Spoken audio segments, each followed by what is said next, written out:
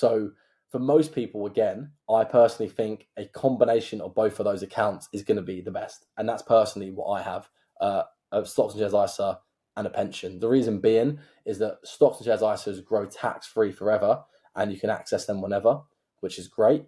Whereas pensions, you get tax relief, so you avoid tax, which is particularly lucrative at higher rates of income.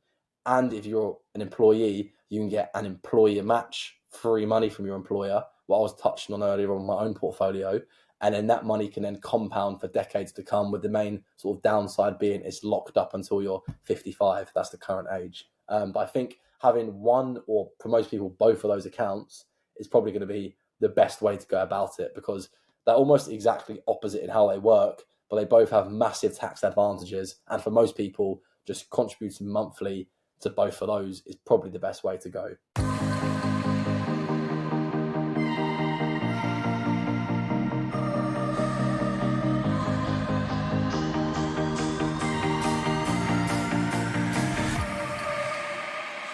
You don't have to wait until you reach financial independence to start enjoying your life.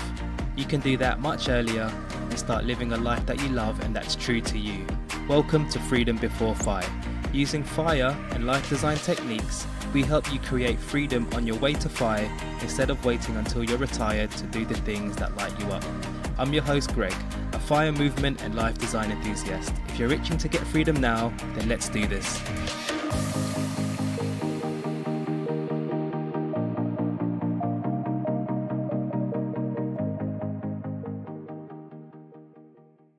Ryan, thank you very much for stopping by. Thank you for joining us today. Really appreciate it. And Ryan, just to begin with, if you don't mind doing a really quick 60-second intro about yourself and what you're up to. Yeah, no problem, Greg. Thanks for having me on, mate. And thanks to those who are listening. So my name is Ryan King. I'm 27 years old, nearly 28. I'm originally from England, although currently based in Australia. And I guess the reason why I'm on this podcast is because I run a social media platform called Making Money Simple, which is really, I started in 2019 just to break down financial jargon because there wasn't any UK specific content creators. And now here we are 6 years later, still going. And I recently published a book called Stop Waiting, Start Investing, which has probably been the pinnacle of the side hustle so far. But yeah, day job, still got that going on, a 9 to 5 working as a chartered accountant. And that's what I did in London and have brought me over to Australia, and then doing Making Money Simple on the side.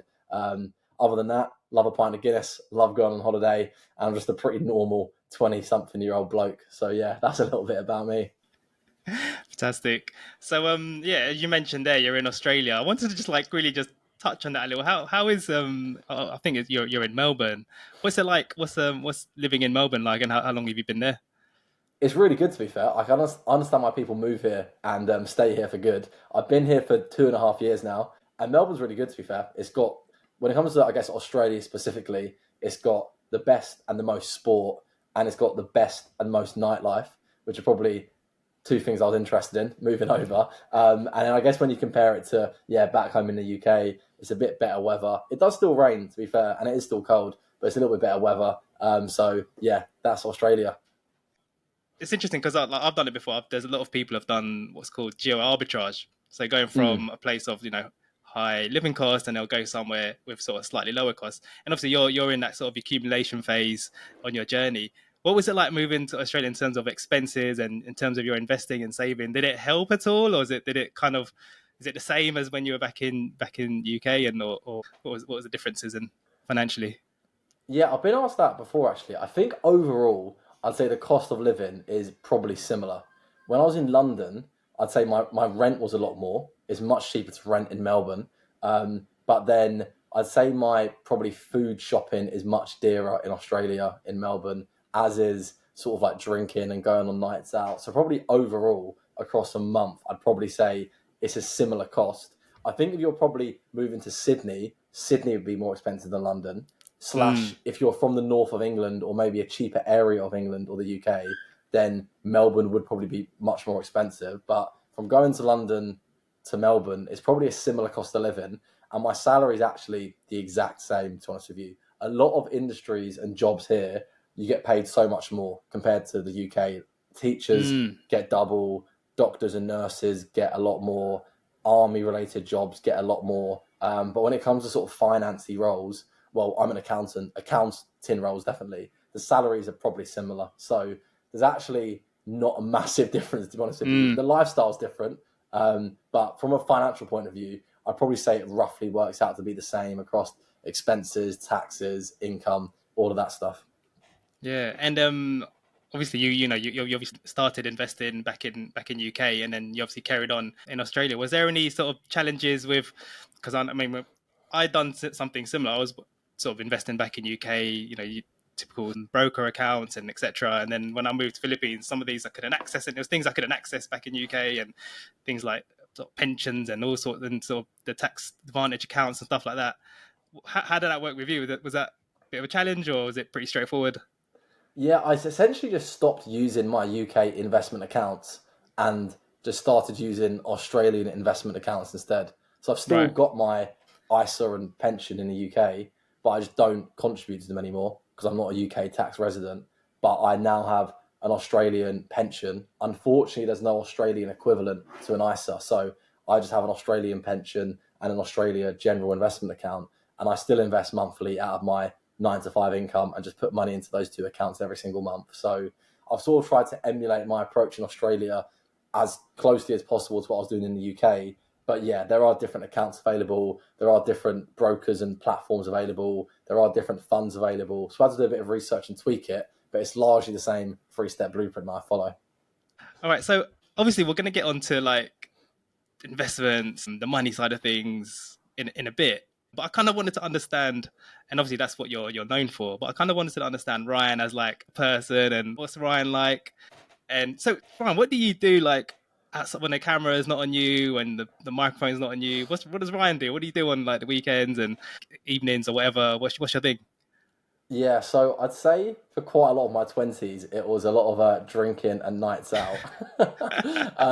I've actually calmed down quite a bit, probably over the last year or so. So now, and maybe it is because the Australian lifestyle a little bit as well, being good weather, but I do run quite a bit.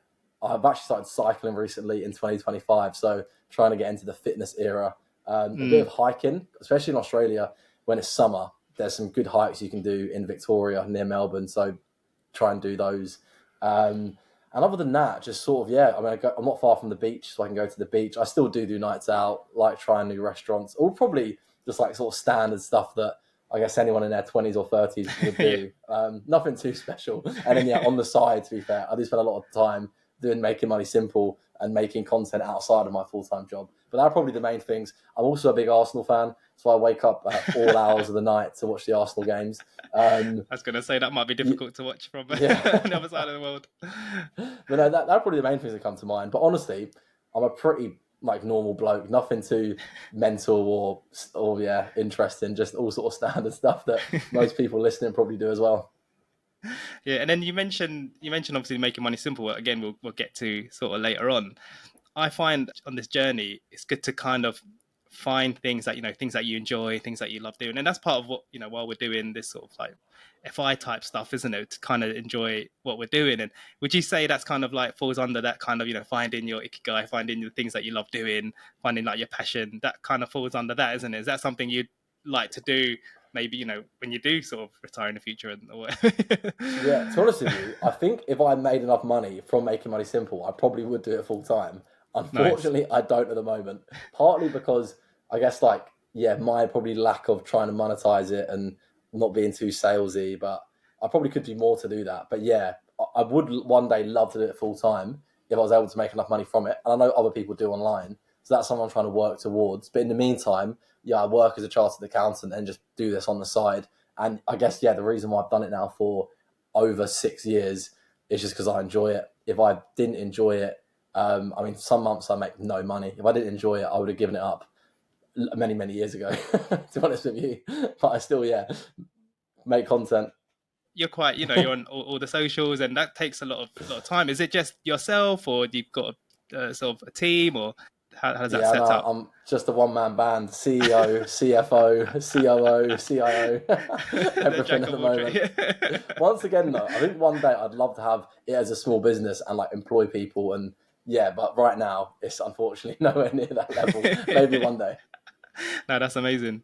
Yeah. Okay. All Is right. that the So same just as jump. you? Are you a one man band as well? Yeah, just one Yeah, man, just similar to you. This is just like my passion project. Just enjoy yeah, doing it. So working full time as well, but I love to do it on like in the evenings and the weekends, chatting to people like yourself, putting out content. But yeah, still it's my side, still in its early days. But yeah, just enjoy. I'm just enjoying the process and yeah, see where it goes.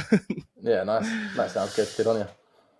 Jumping back into sort of the area that you're obviously you specialize in, which is the sort of saving and investment side. So can I just ask you about like your how you're set up at the moment in terms of like what you're invested in, what your portfolio sort of allocation looks like? I know it's fairly simple, but just for anyone that doesn't know what you're investing in, can you just give a sort of brief picture of what that looks like at the moment?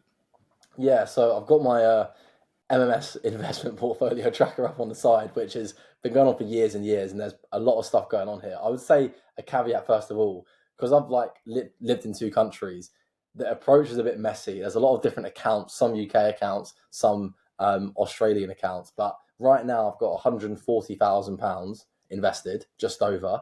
It's worth saying that was well over 150k a few months ago because of the recent dip in To the dip. 2025. It has come down a bit, and that's just the reality of investing. It is volatile in the short term. But yeah, I've got £140,000 invested, and literally £120,000 of that, more or less, is in global index funds and ETFs. So in my UK stocks and shares ISA and my UK SIP, all of my money, and across those two, I've got about 45 grand in my UK stocks and shares ISA and about 30 grand in my UK SIP. Both of those are with Vanguard, and both of those are in one fund, the FTSE Global All Cap. Of course, I'm not a financial advisor. It's just what I do personally. But my approach really is, and I go through this a little bit quite a lot, sorry, in Stop, Wait and Start Investing. I just like the global index fund and ETF approach. I think it's the best and simplest approach because it minimizes your risk and maximizes your returns, which we can get into at some point over the long term. But that's my main two UK accounts. And then in Australia, I've got a Vanguard general investment account. All of that money is in a global ETF that's called a VGS. That's about £20,000 roughly in pounds, converted from Aussie dingo dollars.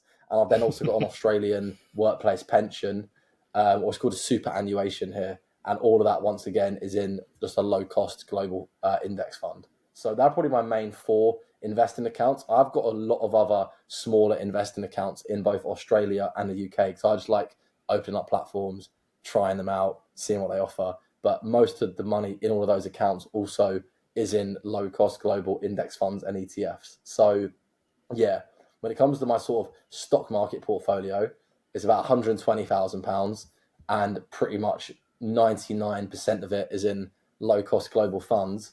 Then the other £20,000 roughly of my portfolio is actually in crypto, which I understand is very different to low cost global funds. But that is mainly spread across Bitcoin and Ethereum. And that is like, once again, so with my global index funds, they've been built up since 2017. With my crypto, that's been built up since about 2020. So both of them have been invested into monthly for years and years now. And to be honest with you, that's the approach I'll probably follow for, yeah, at least the next 2 decades minimum. Probably always, to be honest with you. So yeah, that's my, I guess, an insight into my investing portfolio at the moment as of end of April 2025. If it crashes or it booms, it could change very quickly, but that's it right now. Awesome. That's amazing. And just to give guys an idea of, because obviously what you said, like around 140K, a lot of that is, what you've put in. And then there's a chunk of that, which is, the interest and what your gains. How much of that would you say, roughly, would you say is like how much you've actually had to put in month by month, like the total of that? Rough, just Yeah. really rough, just to give an idea. Oh, Greg, I've got the exact numbers, mate. I don't mess around. I've got it to the penny. Not messing about. So my cost basis is £102,826.77. Sheesh. But it doesn't tell the full story because in that cost basis is what I call some free money. So some of it is free money from my employer. I used to get employer matched workplace pensions. Some of that is also affiliate shares that I get if someone signs up using my Trading 212 link, for example. Some of that is free money I've got from the government because I've also got a stocks and shares lifetime ISA, another UK account, although that account is very small. But long story short, what that then means is my actual, I guess, like my actual cash investment out of my own pocket, if that makes sense. I've tried to like do a rough back of the envelope calculation in my spreadsheet, and it's Yeah, yeah. essentially around £90,000. So on my own money, I've That's invested about £90,000. That's over the last 8 years, and pretty much all of that money has just mainly come from well, probably most of that money's come from my 9 to 5 income, to be honest with you, just working as a chartered accountant over the last years and years. So the other like 12 to 13 grand is then sort of free money that I've got through like affiliate shares or pension contributions, whatever it is. So then, because my portfolio value is about 140,000 at the moment, 140,260.54, there's been about 37, 38,000 pounds of like capital gains or growth over that period. Once again, though, it's worth pointing out just a few months ago, my cost basis was actually lower, like 5 grand lower probably, and my gains was like 15 grand higher. yeah, yeah, yeah, So yeah, it can be very volatile. So I yeah, almost yeah. don't really try and Ups and I think downs. the only thing in my control is actually my cost basis, my own contributions. So Yeah, all I do is try and invest as much as possible every single month through my income. The growth or like the compound interest does fluctuate like mad. And yeah, we made this like 3 or 4 months ago, the growth would have been like 55k, would have been bouncing. But now, because obviously global funds and everything's had bad time recently because of the tariffs, it has changed. But yeah, essentially, long story short, about 140k market value, 102k cost, of which about 90k is my own money, which then leaves me with about 37.5k of capital gains over the last 7 or 8 years. that's amazing. So I think that's a good picture to show, anyone listening who's in sort of interested in investing is, you've put in 90, and obviously it's hard work to get there, but then using the market, 40 odd k of that is from the gains from the market, and your money working for you. So Yeah, that's a and I great think to be picture honest to with tell. you, yeah, and I think this, in my opinion, is an actual realistic view of investing. I feel that a lot of the stuff you see online is just bullshit, and it's like people trying to sell FX courses with like a Lambo, and it's all just bullshit. To be honest with you, I feel like this is actually a realistic view of investing. Like the gains haven't been life changing. It's like a lot of money, don't get me wrong, about 35, 40k, but it's not like I'm a millionaire from 8 years of investing. It's still very slow and steady. But I mean, it was last year actually, I've actually got the numbers. Let me quickly find it because I also work out my capital gains each year. But last year, my capital growth was about £32,000, the gains from the market. And that's because the global stock markets were up about 25%, 25%, and crypto also had a good year, and that's a small part of my portfolio. This year, I'm at a big capital loss. So this year, I'm actually down about 15 grand. So it shows you how volatile it can be. But I think it shows a realistic view of investing because it's slow and steady to get to this point. But also, and you've probably heard this before, the first 100k is the hardest. Once you do get to that 100k mark, when there is good years, like there was last year, I got to 100k for context in about February 2024. And then because I had that big pot, when there was a really good year for the market last year, I made a huge amount of gains, which I think, and that's why I said earlier on, the most important thing really is just your contributions and putting in what you can. And then whatever the market returns is going to return. Last year was a great year. This year's a bad year so far. It's out of our control. But we're just investing what you can is the most important thing. And hopefully these numbers over the last 8 years show a sort of realistic view of actually being a long-term investor and not like not a lot of the rubbish that you see online is just fake. Not the Lambo culture. Yeah. Yeah, it's bad. No, I love it, and yeah, just speaking my language is pretty much similar to what I do. I'm the sort of set it and forget it, pretty much 100% in index funds, Nice. ETFs. But it's interesting because you could kind of see where people's invest, like where they were influenced by when they're on their sort of investing journey. Like for example, if they tell you like these are the investments I'm in, you kind of see like he's probably read that, or he or she's probably read this book or that book. Like, for example, like for me, you probably think, oh, he's a J.L. Collins Simple Path to Wealth type. Like, that's obvious, like just one fund. Yeah, it is. Or if you've got like two or three like different indexes, you might say, oh, Boggleheads or whatever. What is it for you, Ryan? Who were your influences when you started? What were the books you were reading that kind of like flicked the switch for you? And Yeah, probably the main one was Boggle, to be honest with you. And I think the Little mm, Book of Common Sense Investing mm, was a very powerful book. I think, to be honest with you, that combined with just like a lot of Reddit reading on the UK personal finance subreddit, and also a lot of YouTube videos, combined with reading, books on like what else? I mean, the first book I read, pretty typical, was Rich Dad Poor Dad. That was in 2017, I think. Then there was just like, I'll teach you to be rich, The Psychology of Money, The Little Book of Common Sense Investing, The Simple Path to Wealth, all those sort of books that everyone's read when it comes to, and a lot of them do sort of say similar things, I guess. But yeah, just sort of got, because I actually made a lot of mistakes when I first started investing. So I initially was picking individual stocks and trying to trade them. I had no idea what an index fund was when in my first year of investing. I didn't realize they existed. I thought you had to just buy individual companies like the Wolf of Wall Street and look at charts all day. But fortunately, I eventually did stumble across index funds. But I was buying and selling individual stocks, paying loads of fees. I was paying like really high commissions because I also was using my bank, the company I current accounted with, as the investment platform, and they had really high fees. I didn't know dedicated investment platforms existed.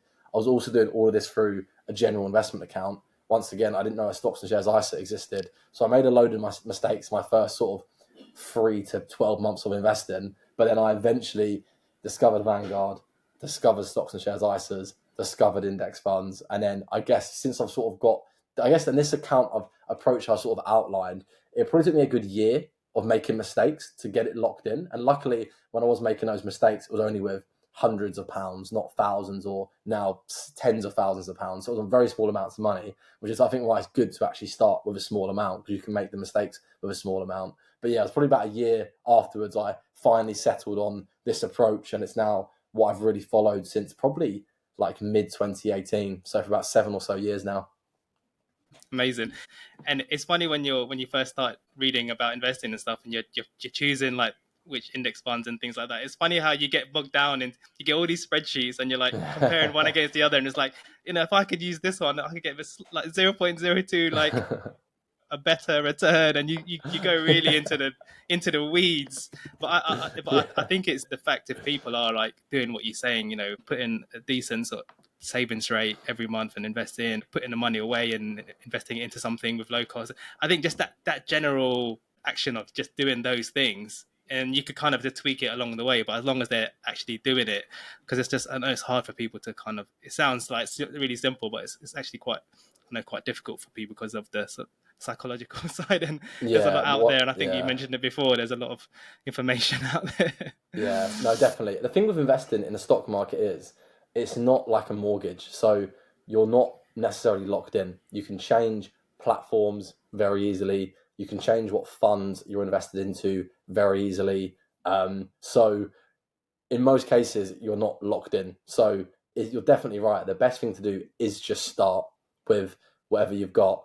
And that's why it's probably good starting small, because as you learn more, you can adapt and tweak your strategy, which is what I've done myself. As I learned about low-cost platforms and tax-advantaged accounts like ISAs and pensions and global index funds and ETFs, you sort of then, tweak and simplify your approach, in my case, to be honest with you. But yeah, the most important thing is definitely getting started.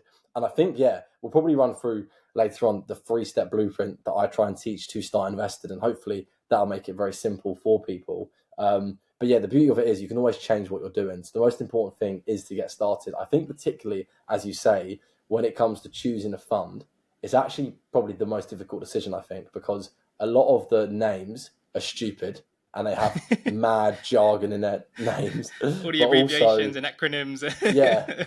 But also there's just thousands and thousands available. So it is hard to break down. But I think my approach really is just to find the lowest, most globally diversified fund. That's all I do in literally every investing account that I've got. That's my personal approach. Some people might want US funds or different funds, but I like to keep my approach as simple, as passive, as diversified as possible. And that's why in all my sort of four key investing accounts that I went through earlier on, I just hold one global fund in each of them. Awesome. Just speaking about like long-term goals for you, I think I heard you mention that you don't actually have like a target. Like, how we in the fire community, FI community, they're like, oh, what's your stash maps? What's your fire target, FI target number? Yeah. I think you mentioned you don't actually have one. Is that still the case, or Yeah, partly. I actually made a YouTube video recently on my sort okay? of 30-year investing plan. And in there, I did go through how I want to try and get to £1 million invested, just because by using the 4% rule, I can then draw Hmm. down £40,000 per year. And that should cover my expenses, essentially. But at the same point, I don't massively have a specific number in mind. I think, to be honest with you, if I could make money simple a full time job and earn money from that, and then I guess if I could do that, I wouldn't necessarily care about investing as much because I was doing the job I enjoy, if that makes sense. But if I'm Absolutely. stuck in the sort of 9 to 5 corporate ladder rat race type stuff, then I guess it would become, as I get older, more of a focus to just increase my salary, invest more and more, so I can then stop working years earlier. So there's probably two approaches. And I think if I stay in this 9 to 5 role, I probably would try and get to that and hopefully £1 million within the next 20, 25 years so I can retire early before pension access age and use my ISA to bridge the gap to pension age, then live off my pension. And then that'll then get me through to the state pension if that's still around. That's what I run through in my YouTube video. But if I can make money simple a full time job, then I think it's probably less pressure to do that because I'll have a job that I enjoy. So I only make half the money now, it'll be fine if that makes sense. But yeah, so I sort of have a goal, but also it might change. So half in, half out. Yeah, no, and I think that's a really good point you made, because when all of the sort of financial independence FI fire movement came around, it was because people wanted something different from the 9 to 5, and they were Yeah. burnt out. So like, how can I get to retire earlier, like in 10 years, 15 years? So the goal is to do something you enjoy doing, and I think, as you mentioned, if you're doing the content creation stuff, that that's tick that box and you'd be happy. Yeah. That's a really good point, because we get focused on this number. We're like, oh yeah, we need to get to this point, but actually it's that lifestyle. And actually, just a slight sort of connected thing to talking about that and lifestyle and that kind of thing is, so this podcast is about, before getting to financial independence, is like enjoying your life before Yeah. then, finding that sort of freedom and alternative FI paths. So I'm just curious, on your journey then, 7 8 years of investing, what kind of freedoms has unlocked for you on your journey, being doing this saving and investing, and what freedoms, or what things has it opened up for yourself? I guess through my investments, yeah, because I guess it's not enough to live off of yet, and I've not actually accessed the money yet. I've probably not really got any extra freedoms from them yet. I will one day, obviously, when I start to live off them.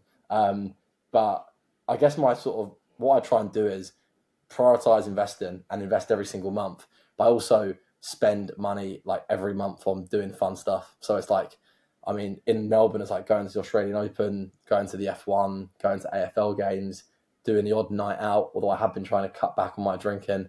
Getting the odd coffee, takeaway, whatever it is, all sort of normal stuff. But I do think there is a bit of a dark side of fire where people are investing like 50 to 70% of their income, like never going outside, never spending a penny. And I'm just like, mate, that's too far for me. I actually read a really good book recently called Die with Zero, and it makes a really Mm, good, strong case about actually spending your money, particularly in your 20s and 30s and 40s, because your health is never going to be better. Although you'll have more money, what's the point in having like 2 mil when you're 70 and you've got no mobility? So I think I sort of already did it a bit, but now I'm even more inclined to actually still prioritize investing and invest what I can each month, but actually spend money on stuff that I enjoy doing in the today whilst I'm like in Australia, got my health and all that sort of stuff. So it is a balancing act. And whilst I think that I've not got any freedoms yet from my investment portfolio, I will one day. And in the meantime, whilst I'm still building that, I do try and enjoy my life from day to day and have like something fun to look forward to every month, whether it's like a big cycle or like a weekend away or even just going to like some sort of sports fixture. yeah, and I think that's a brilliant point that you made, is why you're on that journey, is to balance saving and being frugal, but also Yeah. enjoying and spending what you can, because that book actually even for us, that was a really pivotal book. It made us go on another like sabbatical.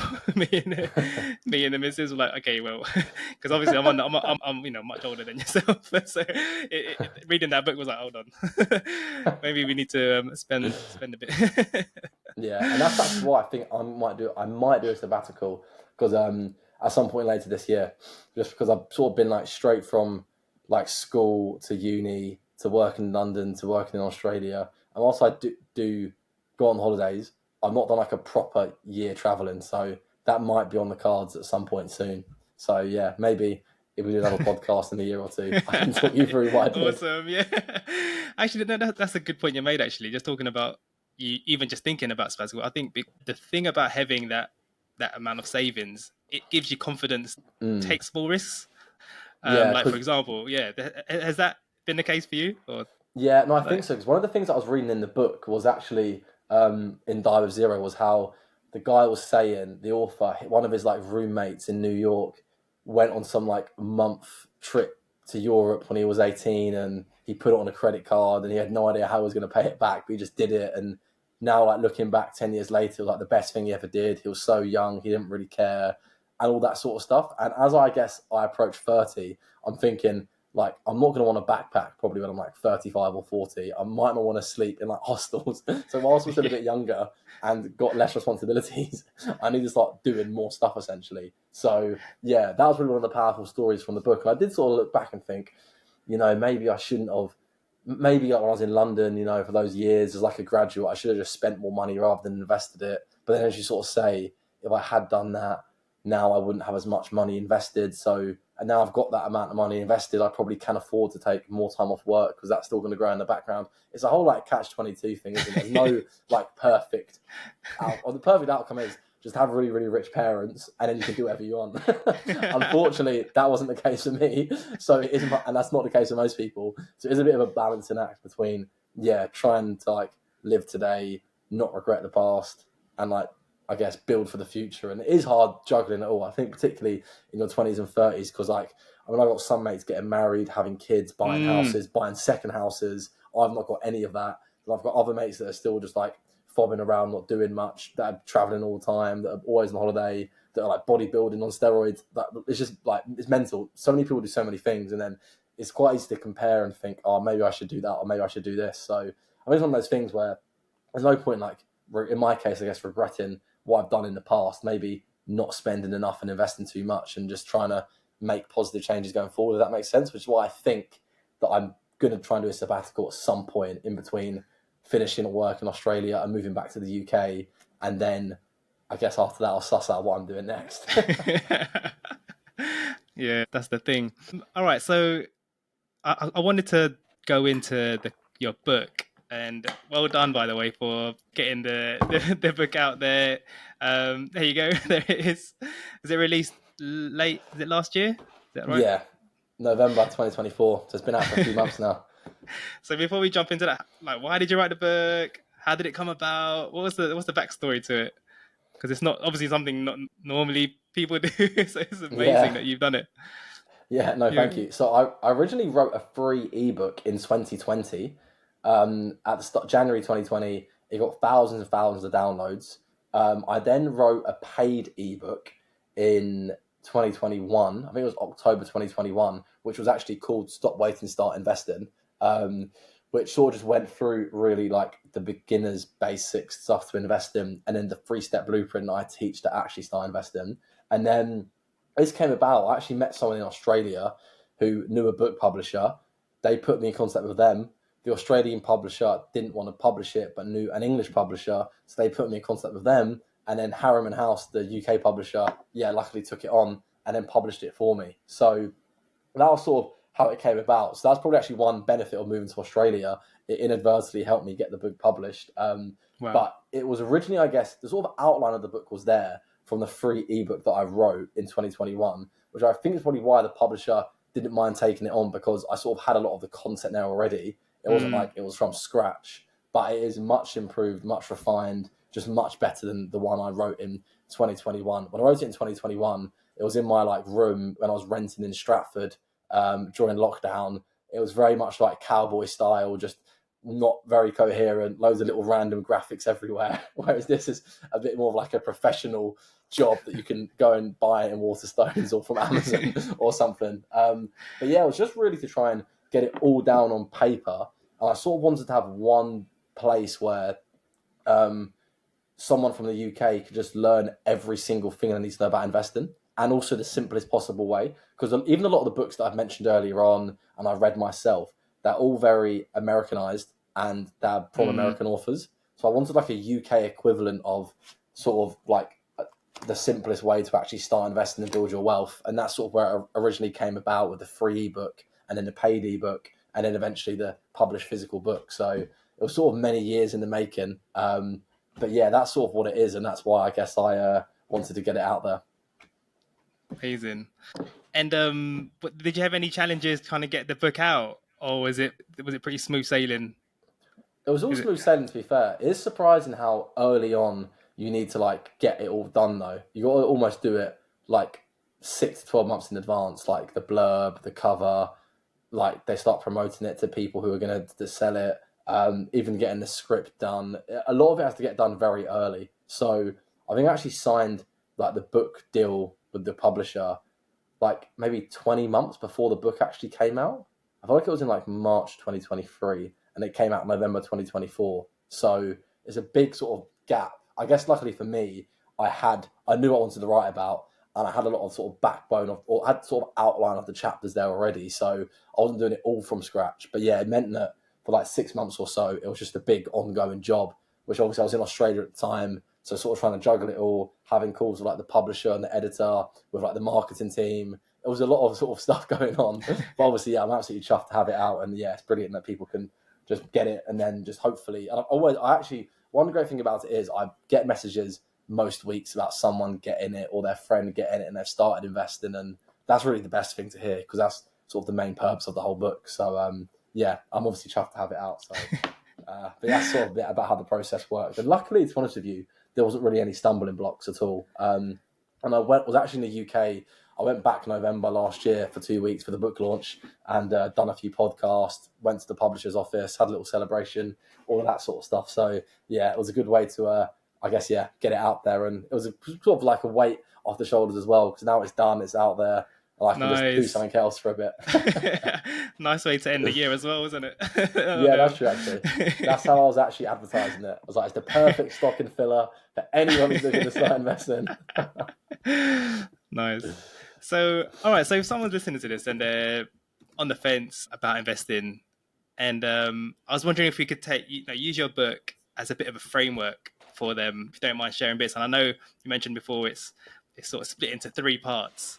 So, Yeah. give me a name, someone that you know in UK. I just want to use their name as a reference for this sort of little exercise we're going to do.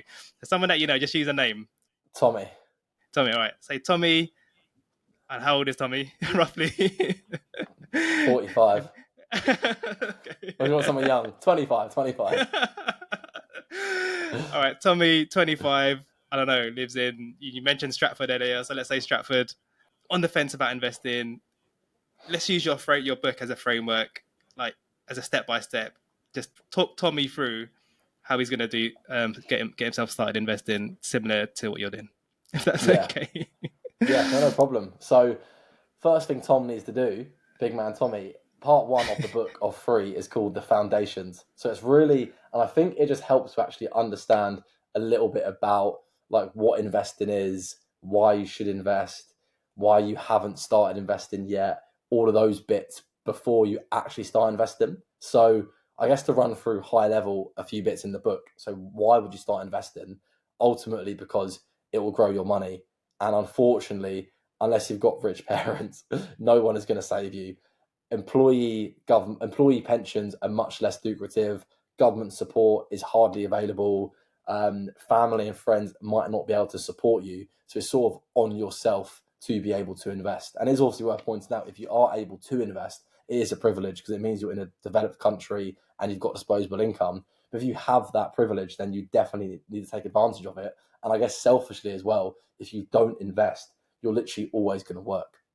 And you're going to be relying on a state pension, which I mean, I'll be honest with you, it's definitely not going to be around when I get there in 40 years' time. It probably won't be there in like 20 or 30 years' time, I don't think. So that's sort of why you need to invest.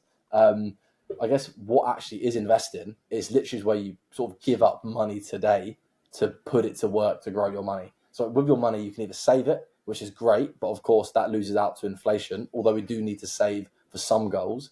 You can spend it, which is also great. And I think that's brilliant now after reading Die with Zero. And it is brilliant to spend your money on stuff you enjoy, as long as it's not just random crap that you're buying for the sake of it because of social media. But the third option and the way to actually grow your wealth is through investing, to actually build and grow and compound your wealth over the long term. So that's sort of some of the basics. I think one probably quite important part that I go through in chapter 2 is some sort of common misconceptions on why people haven't started investing yet. And we've sort of covered on, I think maybe glossed over a couple already. But for example, reason one, I say you don't have any money, which is a massive misconception now because you can get started with such a small amount of money. I myself started with £100 many years ago, but now there's even more investment platforms available where you can start with just a few pounds.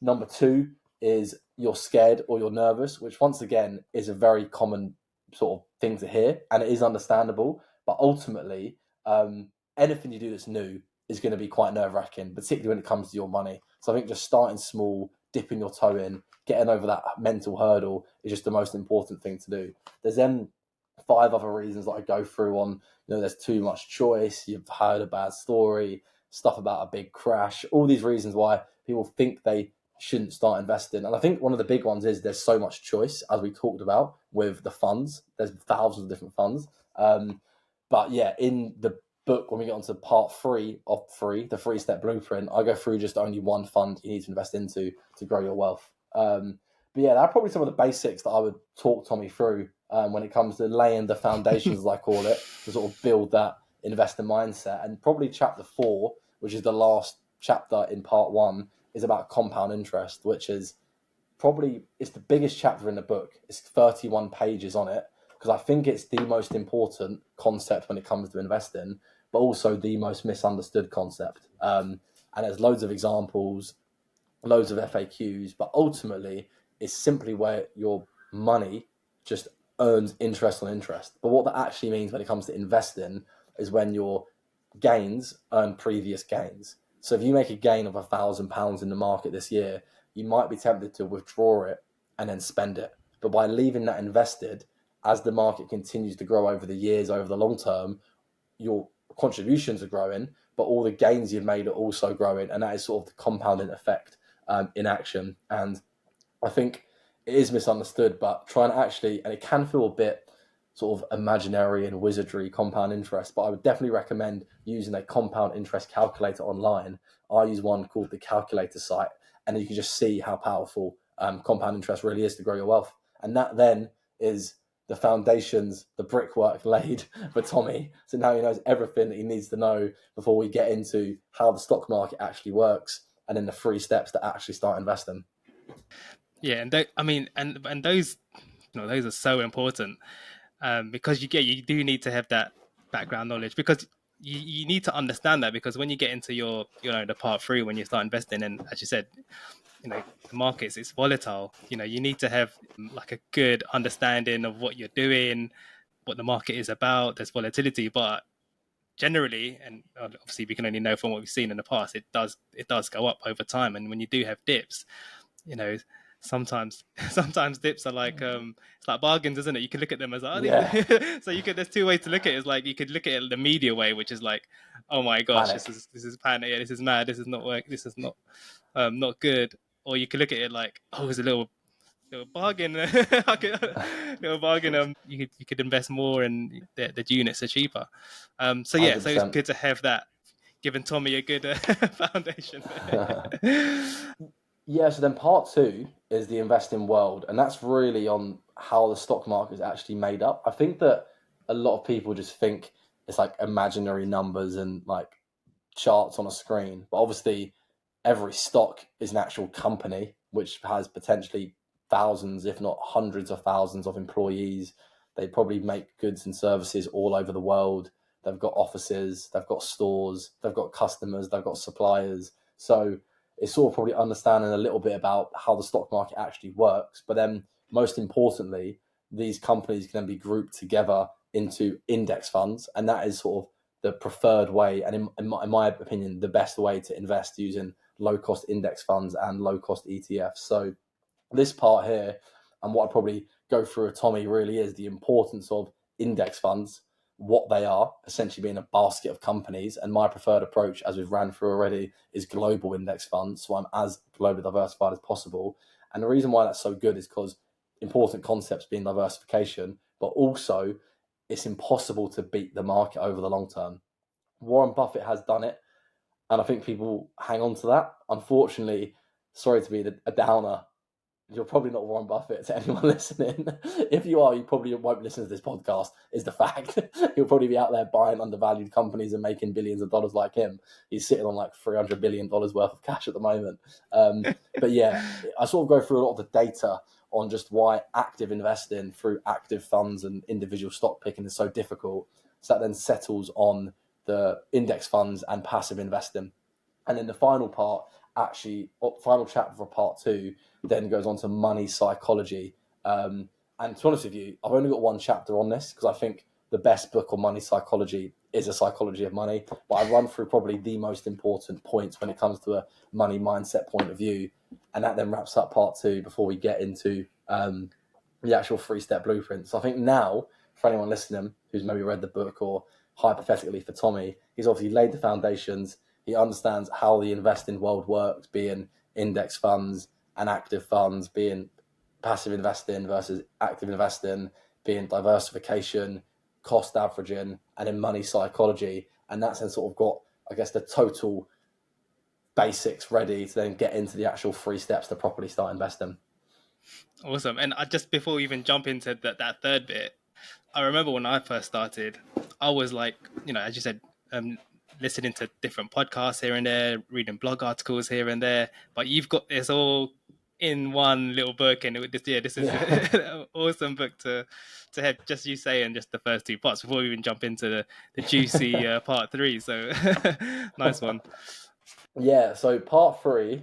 So this is something I've been probably teaching, and I don't know when I first came up with it, but it would have been before, probably would have been maybe like 2019. I think when I wrote my first free ebook, I ran through these 3 steps. My very first ever YouTube video in January 2020 was like a portfolio video update, and also these 3 steps. And I think it simply breaks it down into 3 simple steps to start investing. So what they are is platform, account, investment. So to then expand on those a little bit, step 1 is choose a low fee platform. Step 2 is open a tax advantaged account. And step 3 is invest into a global fund. So I appreciate there's a little bit of jargon in there. So let me unpack it again at a bit of a deeper level. So step 1 is choose a low fee platform. A platform could also be called an app, a broker. It's essentially just a website or an app you're going to use to invest. So I use Vanguard UK quite a lot, but other 2 platforms I'm a big fan of in the UK are Trading 212 and Invest Engine. In the UK, there are a lot of platforms out there. There's actually too many, to be honest with you, which once again makes it difficult. The beauty of it is you can have multiple platforms. If you want to, you can download 10 different platforms, 10 different apps, try them all out, see which one you prefer. But I think when it comes to choosing the platform, the most important things are really, number 1, the fees. The lower the fees, the better. Number 2, their reputation. The bigger they are, the better. The longer they've been around for, the better. If it's like this isn't too bad with stock market platforms. It's more sort of crypto platforms, all these shady, dodgy platforms. With the stock market, there's a lot of like FCA regulation, FSCS protection. So you want to make sure they're a legit platform. And if it is a big platform, Vanguard, Trading 212, Invest Engine, AJ Bell, Hargreaves Lansdown, Interactive Investor. There's so many, but good reputation. And then step 3, probably most importantly, or not most importantly, but of equal importance, is make sure it has the accounts, step 2, and the investments, step 3, that you actually want.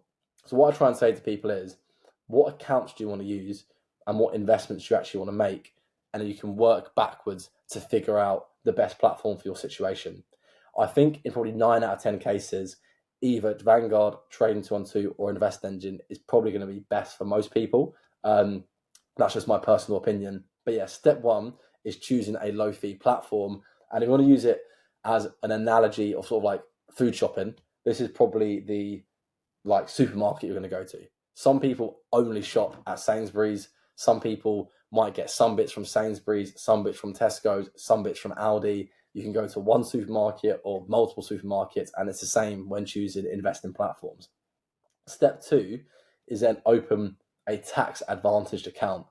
So this is actually the simplest step because in the UK, we essentially have two accounts with tax advantages. One of them is a stocks and shares ISA, and one of them is a pension. A pension could be a workplace pension or a personal pension, which is called a SIP. So for most people, again, I personally think a combination of both of those accounts is going to be the best. And that's personally what I have, a stocks and shares ISA and a pension. The reason being is that stocks and shares ISAs grow tax-free forever and you can access them whenever, which is great.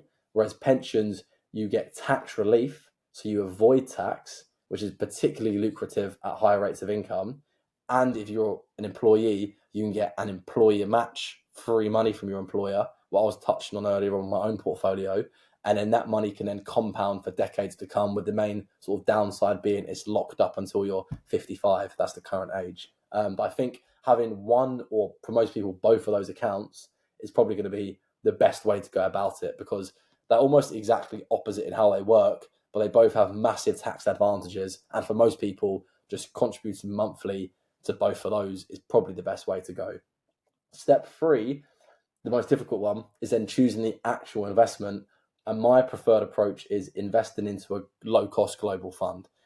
There are thousands of individual stocks, there are thousands of funds, there are thousands of ETFs, but I try and keep my approach as simple as possible by just using one global index fund. So in the UK, that is mainly a fund called the FTSE Global All Cap, which once again is a stupid name.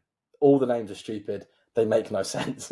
But essentially, what that fund does, it invests into 7,000 companies all around the world. So it really is as globally diversified as I can be. If I wanted to, I could also invest into an S&P 500 fund, a AI fund, a NASDAQ fund, a FTSE 100 fund, an emerging markets fund. But the whole point is that one global fund has every stock around the world in it already. So I don't need multiple funds, and it keeps my approach as diversified and as simple as possible.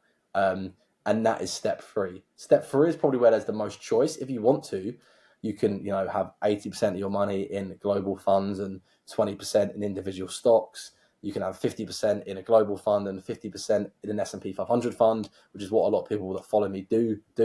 It's completely up to you. It's your money. You can invest it how you like, but this, in my opinion, is just the best and simplest approach to follow. And if you do it, follow these sort of 3 steps, you're going to have low fees, low taxes, and a diversified global fund that will grow as the global stock market grows. So in the book, I mean, there's I don't even know how many, there's probably 70 pages that goes into a lot of other considerations.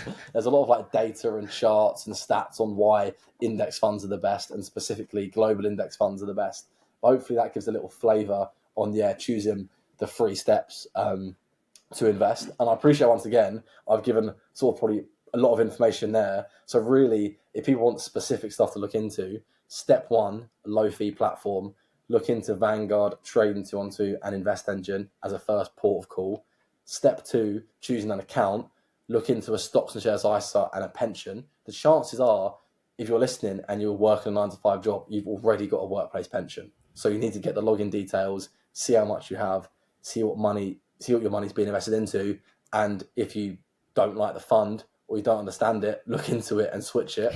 And if that's the case, then you can probably just also open up a stocks and shares ISA on the side and have money going into both of those each month.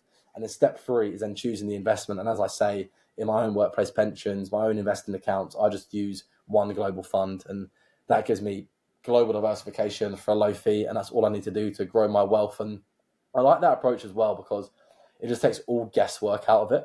I'm not betting on just the S&P 500, which is only 500 companies, and betting on one government and one currency and one economy. I'm not only betting on Tesla and one individual stock. I'm not betting on only the AI market and the semiconductor market. I've literally got every industry, every company, every country in there, and the global fund will grow as as the global stock market grows, and then my wealth will grow alongside that. So that's sort of the thinking behind the 3-step blueprint, and that's how I follow it myself. So hopefully that gives people a bit of a specific path they can look into, do their own research, and then pick the best 3 steps for them. That is amazing. You've made that so simple and clear Thank you. for people to take on board. Yeah, I think that's really awesome. And maybe the next question that people might be thinking is, okay, so I've set this up. So how much would I need to be putting aside? I know that we talked before about sort of savings rates, and I think, in the fire community, they're sort of 40 plus, 50, 60 plus of a savings rate, i.e. how much of your the percentage of your income to set aside for investing on a monthly basis if you're doing the sort of dollar cost averaging type thing. Is there any sort of guidance on that, or is it what you can initially? I know you mentioned just starting small to begin with, just to kind of get your feet wet. Any sort of tips around the amount to put set aside? Yes, Yeah. of course, the more you can start with, the quicker you can build your portfolio. And if you are in a fortunate position where you have a really high salary or low expenses or both, you might be able to invest loads and just grow your portfolio really quickly. Because the most important thing really is just getting money invested and using your own contributions to build your pot, particularly in the early years. But I normally say to people, either aim for £100 per month or 10% of your income per month. I think they're good starting points because it's a specific number they can aim for. Or if it's less than that is completely fine as well. I think a lot of it is just starting small, making it a habit, getting used to the volatility of the stock market and the short-term uncertainty. So that's why I think starting small is actually a good thing, particularly for newer investors, maybe if they're nervous or feeling a bit daunted by it. So I would say probably £100 a month, which is what I started with, or 10% of your income, because they're both decent amounts that you can start to get used to it. And then as you get more confident and as you probably then get addicted to investing, you'll start trying to invest more and more per month. Yeah, I like that approach. Start small and then just build up from there. Because as you said, it can, it's daunting to, if someone was told, oh yeah, half of your income you need to put in investment, they're like, what? Yeah. What are you talking about? So Agreed. yeah, it's good to start small. Cool, nice one, Ryan. Thank you for that, and I appreciate you sharing, the tips in your book. Yeah, no problem. Because actually, to be honest with you, that probably step 4 though, if I was going to add one, as you probably sort of alluded to, is then actually like starting and also automating it. I do actually talk about Mm, automation a bit in the book, but I think when it comes to your investing, if you can just automate it, it's the best thing to do. Because the chances are, if you leave it up to yourself to do it manually, you might not do it because you might think, oh, the market's up, it's going to come down. Oh, the market's come down, it's going to drop again. No one knows what's going to happen to the market ever. If anyone could have timed the market and predict it, they wouldn't tell anyone, and they would just make literally billions of pounds doing it. To be honest with you, so that's why the best thing is just whether you do choose, say, £100 a month, £500 a month, just automate it.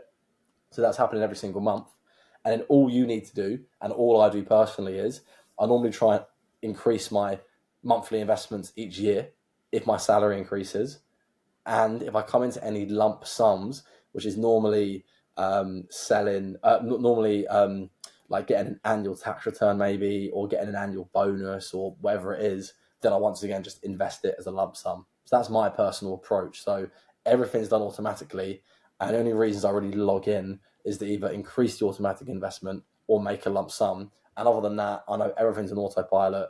I haven't got to touch it. And to be honest with you, the sort of best tip really is just automate it and then forget about it. You might have seen, but many years ago, Fidelity done this study where they found out that their best investors were all either inactive or dead because they hadn't been able to literally fiddle with their portfolio and mess it up. So just pick that's an it. approach and stick with it rather than fiddling with it, because the chances are the more you buy and sell, the more you try and predict and time things, the less returns you'll get. Yeah, yeah, amazing. Yeah, and it's that pay yourself first thing, isn't it? That's the key, isn't it? That's what you're basically what you're saying. Yeah, the way that I actually try and say it is tax yourself first, because it's the best tax you'll Okay. ever pay. Yeah, yeah. Nice. Okay, Ryan. So, thank you for that. Before we wrap up and go through any of your plugs and anything about your platform, I'm going to go through a quick rapid fire segment, rapid fire question segment. So, I've got five questions. Five questions. Just keep your answers brief and short. If okay with you, I'll start with the first one. Yeah, far away. All right. Question number one is: what's something you wish you'd done 10 years ago? Started investing. I thought it No, would be. I'll set you up. yeah, I started 8 years ago, so not too far away. I'd probably say got properly into the gym and running more. I've got into it more recently, Okay. but ultimately, your health is your wealth, and the fitter you are, and I feel like the better you look, the more confident you're going to be. But also, there's the healthier you are, and the more you can actually enjoy your wealth as you get older. Nice. And I think you mentioned you've done some marathons. Is that right? Yeah, You've I done a done. couple last year. Yeah, I started running about Nice. 18 months ago, and I sort of tried to get straight into it. I'm still not very quick, but I'm building it up slowly. I like that one. Question number two. What are one or two daily habits that have helped you on your journey? One recently is actually waking up early. Um, I was never a morning person ever, but I think I have slowly become one the last 6 to 12 months, and it just helps me like get some stuff done in the morning, even if it's like a morning run or like a morning gym session. It means it's out of the way for the day, or even just waking up and doing some stuff and making money simple. Um, so that, and another thing I've done recently is like started taking electrolytes every day, and I think it's helping. So they're probably the two things I'd say. Yeah, yeah, nice, good ones. Question number three. Your most important lesson in life. Most important lesson in life. Stop waiting, start investing, compound interest. To be honest with you, yeah, I mean, I probably would say obviously start investing as young as possible, but also enjoy yourself as young as possible because there's no point saving like 50 to 70% of your income only to start enjoying it when you're like 60 and old and you can't do much anymore. So I would say start investing early, but also start enjoying your life day to day early because otherwise, what's the point? Love it. Question number four, and you might have mentioned some of these earlier, but two or three transformational book recommendations that you could provide to the listeners. Yeah, so I'd probably say my three favorite investing books are The Little Book of Common Sense Investing, The Psychology of Money, and The Simple Path to Wealth. But a couple of good books I've read this year. So as we mentioned already, Die with Zero. Another one I've got there is called Breaking the Habit of Being Yourself, which is a very good book about sort of it ultimately is like a book that says start to meditate, but it's just a good sciencey sort of book.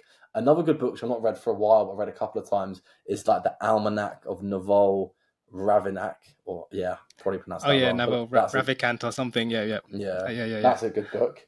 I'm trying to look around and see if I've got any other. I've got so many books everywhere. Yeah, they're probably the first ones that Under the come to mind. carpet and Yeah, and then obviously shameless plug for Stop Waiting, Start Investing, new edition. hey, of course. Nice. And then just the last one, question number five. So, what's one or two small things anyone listening can do like this week if they wanted to sort of kind of get on to what you're doing at the moment? What's one or two simple things they could do? Number one, if you've got a workplace pension, look into it. Get the login details. It'll probably be your biggest and most important investment account, particularly if you're going to be working for most of your life, which you probably are. So get the login details from HR or from the provider. Understand how much you have, what fees you're paying. Whenever I do run like courses or coaching stuff, it's always no one ever knows, and some people have like multiple six figures in them because they've been working for like 20 years, and I'm like, if you made a few little tweaks years ago, you could have like double or triple. This is a tangent, but with my own investment portfolio, my own workplace pension, I was auto enrolled into a fund. Over the last 5 years it's returned 11%, bearing in mind how well the global stock market has done. My own fund that I then switched to had returned like 76%. So it was 6 or 7 times more. And I know loads of mates from work that had never bothered to change, even though I told them to in 2019 when we started working. And it's like, yeah, it's just heartbreaking, honestly. It's gutting. That's why I always bang on about workplace pensions. People need to look into them. So that'd be the first one. And the second thing would be to start tracking your contributions per month and also your investing pots per month. Because I think for me, I've been tracking religiously how much I contribute every single month to my different investing pots, like ISA, pension, crypto, whatever it is, and also tracking the actual value of those pots. And then it's motivating to see over time how those pots are growing, how you're investing more and more, and then you're more likely to stick with it. So that's probably the two things I'd say you can do within an hour this week and just get them set up and then start tracking it all. Lovely. Yeah, really, really good ones there. Okay, yeah, thanks for answering the rapid fire question round there, Ryan. And then, yeah, before we sign off, is there anything you'd like to sort of mention? Any plugs? Anything to, yeah, anything? Take the stage on that one, Ryan. I mean, obviously, number one, get the book. Stop waiting, start investing. So honestly, yeah, if you're from the UK and you're probably a beginner to intermediate investor, you're a bit overwhelmed, don't know where to start. We've covered a lot of the key concepts in this podcast, honest with you, so you can probably get started. If you want it in written format with a bit more content, it's all in there. Other than that, I'm literally on every single social media platform at Making Money Simple. So feel free to, if you've got any questions, to DM me on Instagram at any point. Always happy to help. And I do also do one-on-one coaching and run 4-week investing crash courses throughout the year. So if you want any more hands-on support, just give me a shout on Instagram. But other than that, I'm always making content on every social media. So if you want some investing content on your feed, just drop me a follow, and hopefully the algorithm shows it to you and doesn't hide it. Nice. And yeah, I'll make sure I'll put those in the show notes as well for anyone listening. Ryan, so thank you very much for your time. You dropped a lot of good gems for the listeners, and especially for people who's interested in getting started in the investing world. So appreciate all the work that you're doing, smashing it out there. Yeah, and continue that. And yeah, I'd love to, you know, have you back on the show in the future, see how you're getting on. Maybe another book in the works or something. No, that sounds good, Greg. Thanks for having me on, mate. And I appreciate everyone listening as well. And yeah, any questions at any point, just drop me a DM on Instagram. And yeah, hopefully come back on the podcast maybe in 2 years after I've had a year off, and then we can see what I'm doing at that point. Nice, good stuff. All right, Ryan, thanks a lot. Cheers, Greg.